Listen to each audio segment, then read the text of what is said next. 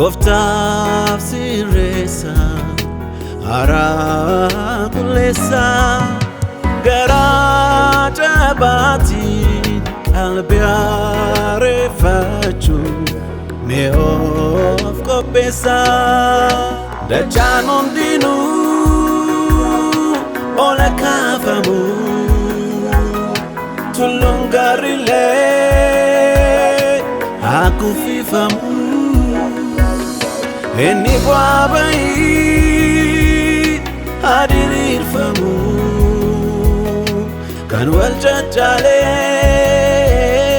haqixeeffamu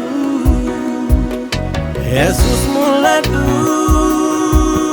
humnaan nurratti situn keessaan abduu filatti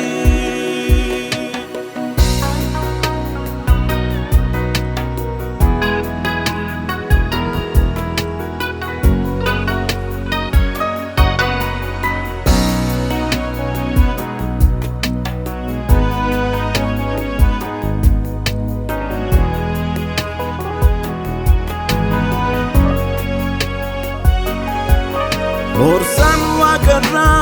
akka bubbee bubbisuut arraba biddaa fakkaatee gamootarra hafuurri keessu inni isaanii guute kan caaluun dhufaa jettee erga abdachiiste atroobsii bara keenya mootummaa keetiif hojjenna abidda keetiin cuubamne harka kee miila kee taana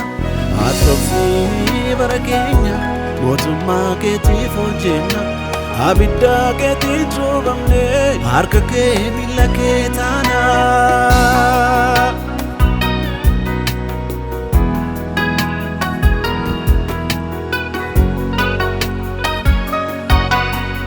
ajeelumaatiin dhugaan karaa kee beekuu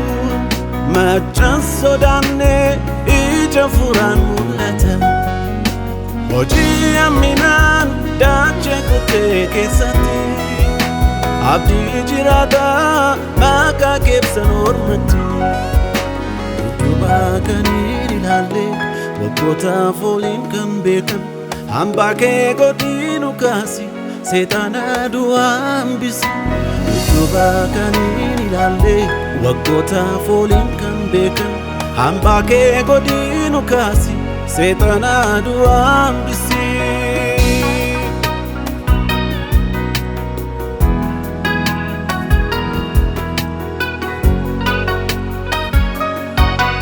sochii haaromsuu feena nuti tuquu kee uumamaa deeguut agarsiisna humna kee sagalee keetiin dhaloota jaaramanii bara hojjetuut qabeenya siif ta'anii dinqii lafarratti raawwadhe kan caaluu mul'istuu jette kaakuun sun fiixaana ba'u nun darbii nurratti ta'u dinqii lafarratti raawwadhe kan caaluu mul'istuu jette kaakuun sun fiixaana ba'u nun darbii nurratti ta'u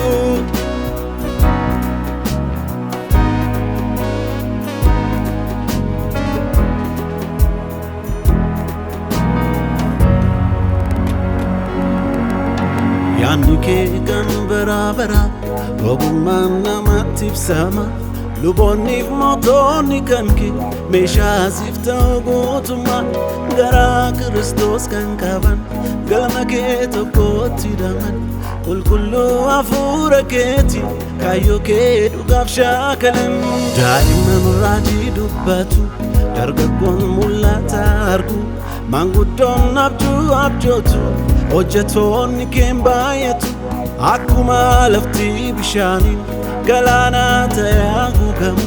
dacheen kun akkas guutamti beekumsa ulfina Waaqayyoon harri kun badhaadhumaati